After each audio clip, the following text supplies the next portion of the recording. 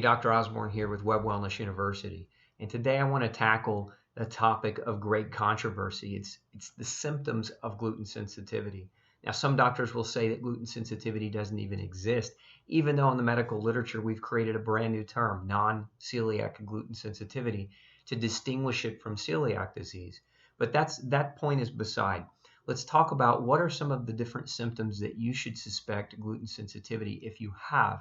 Now, on that note, I also think it's important to say that not all of these conditions and disorders are strictly caused by gluten. There are other factors, there are other contributing environmental triggers that can also create these same kinds of symptoms and diseases. So it's important to not think of gluten sensitivity as a catch-all or a cure-all.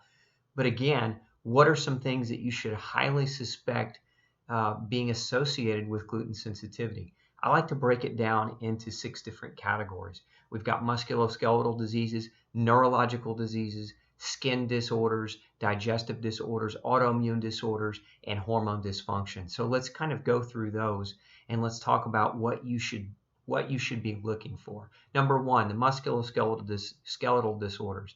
Many people will have generalized muscle pain or migratory arthritis. This is arthritis that moves from joint to joint, or muscle pain. It doesn't have to have a rhyme or reason. There's no trauma. It's just a deep aching pain in the muscle. I've actually seen in my clinic children develop what they thought were growing pains as a result of gluten exposure. So growing pains, muscle pains, traveling joint pains, all potential possibilities of a gluten sensitivity. Then we have bone loss disorders like osteopenia and osteoporosis. These have already been linked in medical literature in a very, very strong way to gluten sensitivity because of the malabsorption that people with gluten issues have. And that ties into the digestive dysfunction. So many people with gluten sensitivity have digestive disorders, celiac disease, Crohn's, ulcerative colitis, irritable bowel syndrome, small intestinal bacterial overgrowth, acid reflux.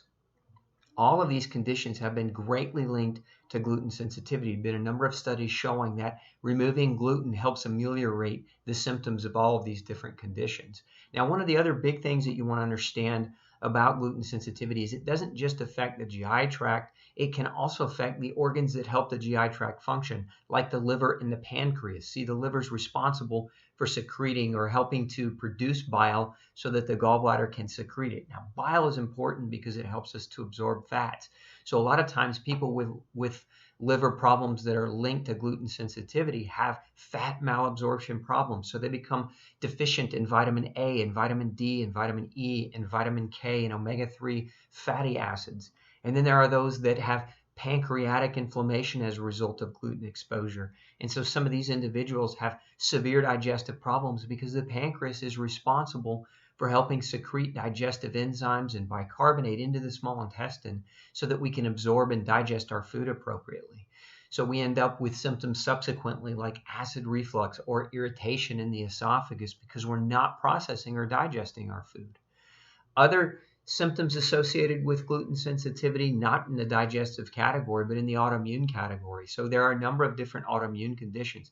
To date, we believe there's over 100 forms of autoimmunity, but some of the most common linked to gluten sensitivity, obviously celiac disease has got to be at the top of that list. A close second is Hashimoto's thyroid disease. Then we have Graves' disease. Migraine headaches can be part of an autoimmune process. We have other autoimmune diseases. I've mentioned them already, ulcerative colitis and Crohn's disease. These are autoimmune diseases of the small intestine. Some of the skin disorders linked to gluten exposure also are forms of autoimmune disease. Those include vitiligo and dermatitis herpetiformis. So we've also got hormone dysfunction with gluten sensitivity. And again, I've mentioned Hashimoto's, which is a thyroid hormone dysfunction.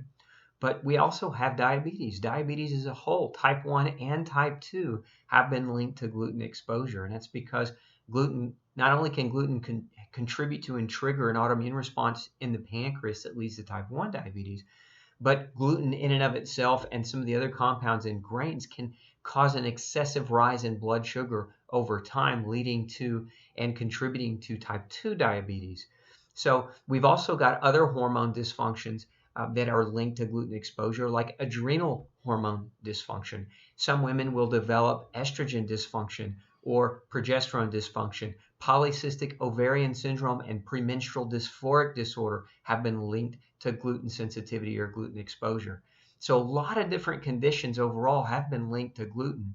And it's important, again, that you understand that if you have any of these types of symptoms or multiple types of these symptoms, that you investigate gluten as a potential for either causing this problem for you or contributing to making this problem worse for you. And keep in mind that gluten-free diets aren't a cure-all, but they may hold a lot of answers for you in improving your overall health.